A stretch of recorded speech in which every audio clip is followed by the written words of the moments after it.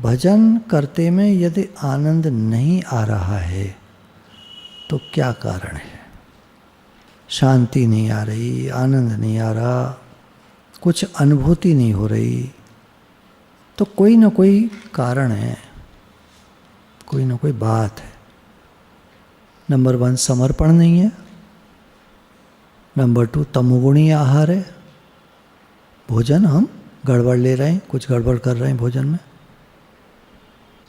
कुसंग है ना, कुसंग है, सत्संग का अभाव है, कुसंग भी है। कुसंग मतलब वो लोग हैं हमारे चारों तरफ जो संसारी बात करते हैं।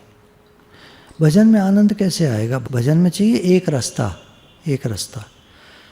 फिर है अनन्य आश्रय की प्राप्ति, किसी अन्य का आश्रय ले लिया है। जैसे कल एक हमारी साधक कह रही थी कि हमारे यहाँ सत्संग में लोग आते हैं, पर कुछ एक आध 2-3 लोगों का बता रही थी कि उनको देखा है वो कहीं और भी चले जाते हैं। जैसे वृंदावन में आएंगे तो यहाँ तो सत्संग अटेंड करेंगे, पर किसी और कहीं और आश्रम में भी महात्मा जी के पास चले जाएंगे। महात्मा सब जगह घूम रहे हैं, वहाँ तो निरे महात्मा है, वहाँ भी चले जाएंगे, शांति नहीं आएगी।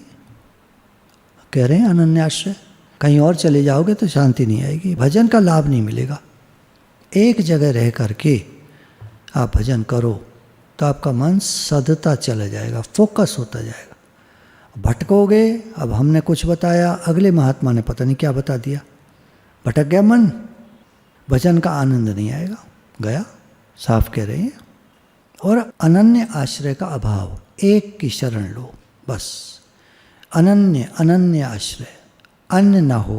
पहले मैं कहा अन्याश्रय, अन्याश्रय, अन्य का आश्रय, आप कह रहे हैं अनन्य आश्रय। अनन्य आश्रय का अभाव होता है तो भजन में आनंद, शांति, ये सब कुछ नहीं आते। इनमें से यदि एक भी है, कह रहे हैं, ये तो कई सारी चीज़ें बताई है ना, समर्पण का ना होना, तमगुणी आहार, कुसंग, सत्संग का अभाव, अनन्य आश्रय की प्राप्ति, अनन्य आश्रय का अभाव, इनमें से यदि एक भी है तो शांति नहीं मिलेगी। बताओ, ये कहते ये सब हैं तो शांति नहीं मिलेगी, एक भी है तो शांति नहीं मिलेगी। और यदि सब हैं तो फिर शांति की छाया से भी दूर हो तुम। शांति को तो छोड़ दो, शांति की छाया से भी दूर हो। मन में कोई कामना हो संसार की तो जब का यथार्थ फल नहीं मिलेगा। संसारी कामना आ जाए तो जब का यथार्थ फल, जो सही फल मिलना चाहिए, वो नहीं मिलेगा। भजन करे भगवान का और चाहे संसार, उल्टी खोपड़ी है। तो भजन करे और स्वार्थ न हो, भजन करे भगवान को चाहे, किसी से भी विरोध और घृणा न करे। उपासना का अर्थ है समीप आसन मार के बैठना। उप आसन, पास बैठे तो समीप आसन मार के बैठना, भगवान के पास बैठ जाओ, गुरु के पास बैठ जाओ और सुनो क्या कह रहे हैं, गुरु क्या कह रहे हैं वो सुनो। भगवान के पास बैठे हो तो नाम जप करो, क्योंकि वो बोलेंगे नहीं तो सुनोगे क्या, तो वहाँ नाम जप करो बैठ करके। फिर उपासना का एक अर्थ है अपने प्राण धन को, प्रभु को जानना। जानने का अर्थ ये नहीं है कि उनकी भूली बिसरी कभी याद कर ली तो कर ली, नहीं तो नहीं। जानने का अर्थ है कि निरंतर तेल धारावत इनके नाम, रूप और लीला में डूबे रहना।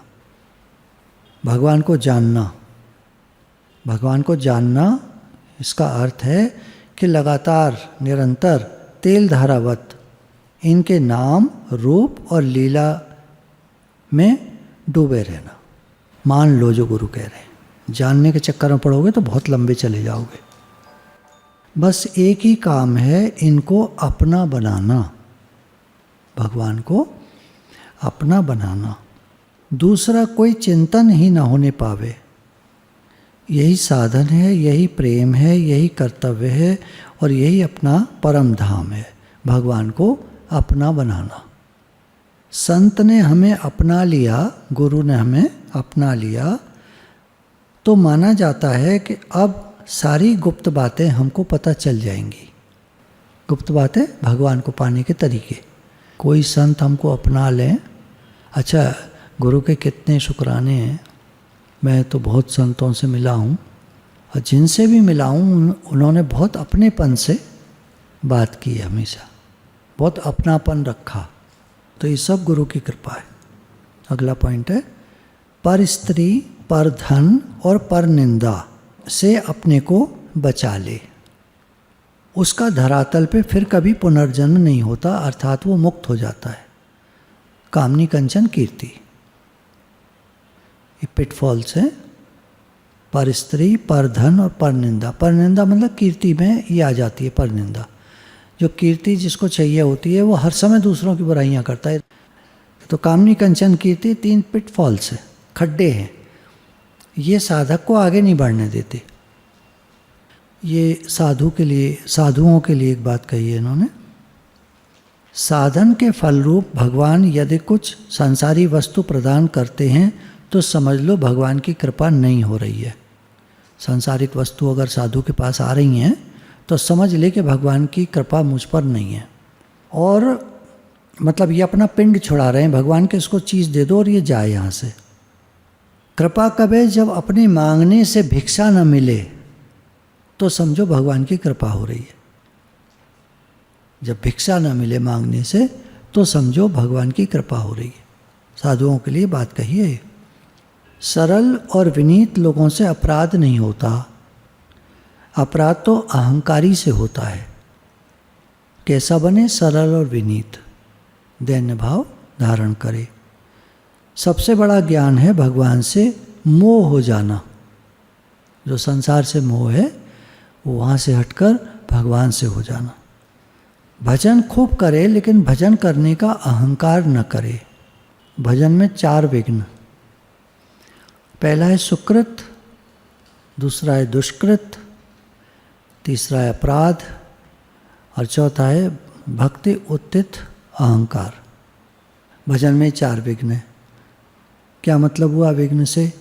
सुकृत आता है भोग रूप में। अच्छे कर्म करोगे तो भोग मिलेंगे, पैसा मिलेगा। भजन में विघ्न हो गया।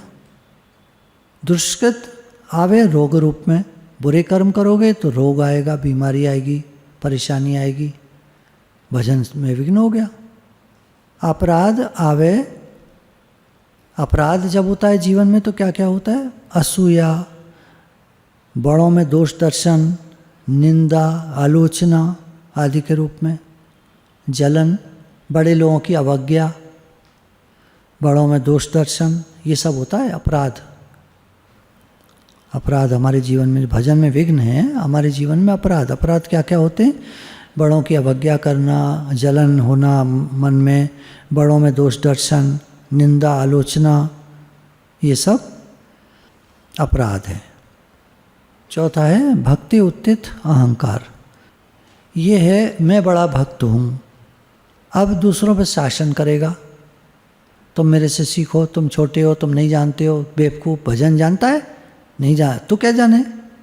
ये छोटों पे शासन करना। बड़ों पे भी करते हैं।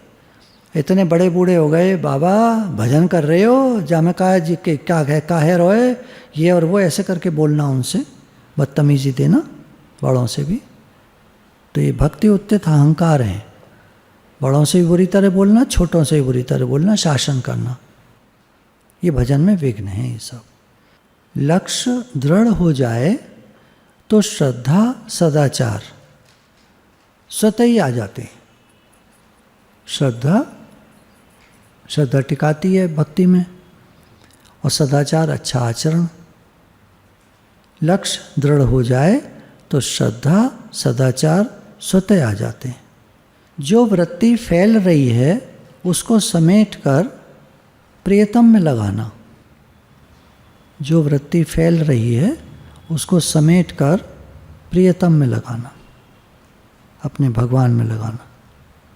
अब साधक 4 प्रकार के होते हैं। पहला है रुई जैसे।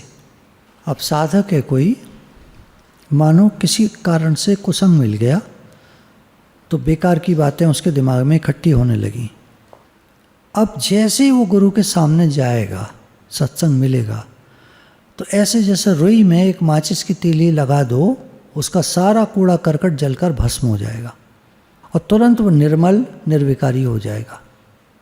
ये 4 प्रकार के साधक में ऊंचा नीचा नहीं बता रहे हैं, ये कह रहे हैं 4 प्रकार के साधक होते हैं, सब समान होते हैं। क्या क्या विशेषताएं किसमें होती हैं वो बता रहे हैं। सब पॉजिटिव है, नेगेटिव तौर से नहीं चल रहे, नीचे से ऊपर को नहीं चल रहे, एक से साधक हैं सब।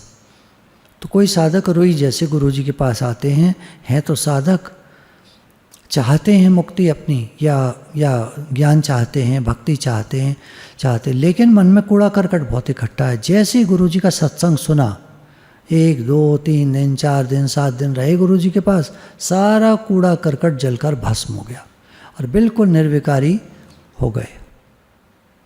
दूसरे हैं तुस के समान। तुस कहते हैं भूसे को।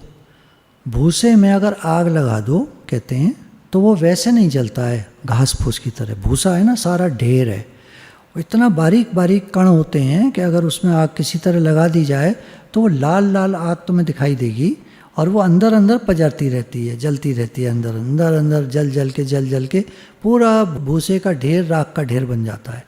पर ऐसे जलती हुई नहीं दिखाई देगी, धूं धूं धूं धूं जैसे रुई में आग लगा दी तो जल गई, एकदम जोर की लपटें उठ गईं, जरा देर में भस्म हो गई। तो कुछ साधक ऐसे होते हैं जो जब गुरु मिलते हैं तो जो अंदर में हृदय में अनर्गल वस्तुएं, बेकार की चीज़ें, जैसे उसके इकट्ठी हो गई हैं, इनके भी इकट्ठी हो गई हैं, इसके भी इकट्ठी हो गई हैं, दिमाग में बेकार की बातें इकट्ठी हो गई। अब जब साधक गुरु के पास रहता है तो जैसे भूसे में आग लग गई, वो अंदर की सारी बेकार की बातें, जितने राग द्वेष हैं, ये हैं वो हैं, देखो ऐसा होता है। साधक गुरु के पास रहते हैं। आजकल प्रॉब्लम क्या है ये आगे कहेंगे। जैसे भूसे पर कोई पानी छिड़क दे तो थोड़ी देर के लिए ऊपर की आग शांत हो जाती है, दिखती नहीं है, पर अंदर अंदर लगी रहती है और फिर गर्मी पाकर, अंदर की आग की गर्मी पाकर फिर भूसा जलने लग जाता है। फिर कोई थोड़ा पानी छिड़क दे तो फिर थोड़ा ऊपर की शांत हो जाती है, लेकिन फिर वो अंदर की आग जो है फिर लगी रहती है, वो उसको जला देती है पूरे को। साधक गुरु के पास आते हैं, फिर क्या होता है, थोड़ा कुसंग भी हो जाता है। पानी डालना क्या है, पानी छिड़कना क्या है, कुसंग भी हो जाता है। किसी और से मिल लिए, बात कर ली, किसी भी संसारी से मिल लिए, बात कर ली, मन में कुछ आ गया, इधर उधर की बातें आ गई। अब ऐसे लोगों का थोड़ा संग मिलता है तो हमारी आग शांत हो जाती है। लेकिन फिर कह रहे हैं क्योंकि उसके अंदर में आग लगी हुई है, साधक है, तो वो लगती चली जाती है और आखिरकार वो पूरा स्वच्छ निर्मल हो जाता है। तो अपने को कुसंग से बचाना है वो तो चलो ठीक है, पर कह रहे हैं उस कोटि के भी साधक होते हैं जो अंदर अंदर साधना करते रहते हैं, गुरु के सानिध्य में रहते हैं और साधना करते रहते हैं, अंदर में उनके आग लगी रहती है जैसे। तीसरे हैं घृत कोटि के, घी। जिस वस्तु में घी मिला दिया जाता है, तो अब घी मिल गया, मानो आटा है, उसमें खूब घी में मार दिया आपने, अब पानी डालो, टिकेगा नहीं, इधर उधर भाग जाएगा। किसी भी चीज़ पर घी लगा दो तो उस पर पानी टिकता नहीं है, छिड़को सब लुढ़क जाएगा, टेढ़ा करो एकदम बह जाएगा, टिकेगा नहीं। तो क्या होता है, जैसे दुनिया है चारों तरफ, संसार है, पर वो घृत कोटि के हैं, मतलब इतना घी लगा हुआ है ना, इतना सत्संग मिल गया है उनके रगों में, उनके जीवन में। अब कारण परिस्थिति आती है, लोग निंदा करते हैं, कामनाओं के कारण आते हैं, तरह तरह के कारण आते हैं, तो वो सब बह जाते हैं, सब निकल जाते हैं, रुकते नहीं है कोई उनके ऊपर। बात तो आती है, जैसे कोई बात आई, अगर हमें सत्संग इतना हमारे जीवन में है तो बातें तो आती रहती हैं, उनको उड़ा देते हैं, इग्नोर कर यार, इग्नोर कर, छोड़ो, क्या करना, बेकार है। मन लगाना, मन में बातों को रखना, परेशान होना। तो तीसरे साधक हुए। चौथे हैं मधु जैसे, शहद जैसे। अब इनको कह सकते हैं थोड़े आगे की श्रेणी के साधक हैं, इनके जीवन में इतनी मधुता है, क्या कहेंगे, जैसे मधु डालने से मीठा हो जाता है, शहद डालने से चीज़ मीठी हो जाती है, रसीली हो जाती है, बहुत टेस्टी हो जाती है। तो इनके जीवन में मतलब हाँ, अब शब्दों का चयन करते जाओ, ऐसे हो जाते हैं, ऐसे हो जाते हैं, ऐसे हो जाते हैं, तो वो साधक का हृदय प्रेम रूपी मधु से भर जाता है। उसके पास कोई पहुंच जाए उसके भीतर से मीठी बात ही निकलती है। सारे सद्गुण, सरलता, विनम्रता उसके पास आ जाते हैं। कोई भी कैसे भी स्वभाव वाला क्यों ना हो, जब उसके पास आता है तो वो भी मीठा ही हो जाता है। तो इसमें मेन बात हुई, ऐसे जो साधक हैं उनका हृदय प्रेम रूपी मधु से भरा रहता है। प्रेम रूपी मधु। फिर आगे पॉइंट कह रहे हैं, जब तक चित्त की वृत्ति इष्ट में यानी अपने भगवान में और गुरु में आसक्त नहीं होगी तब तक देहाध्यास बना ही रहेगा। जब तक चित्त की वृत्ति मतलब मन, हमारा मन, ब्रैकेट में लिख सकते हैं मन, इष्ट में और गुरु में आसक्त नहीं हो जाएगा तब तक देहाध्यास बना ही रहेगा। देहाध्यास अपने को शरीर मानना अर्थात अज्ञान, अज्ञान बना ही रहेगा। संसार में कहीं ना कहीं मेरापन रहेगा। मन का स्वभाव होता है कहीं ना कहीं मेरापन कर लेना, तो गुरु में या इष्ट में मेरापन कर लो।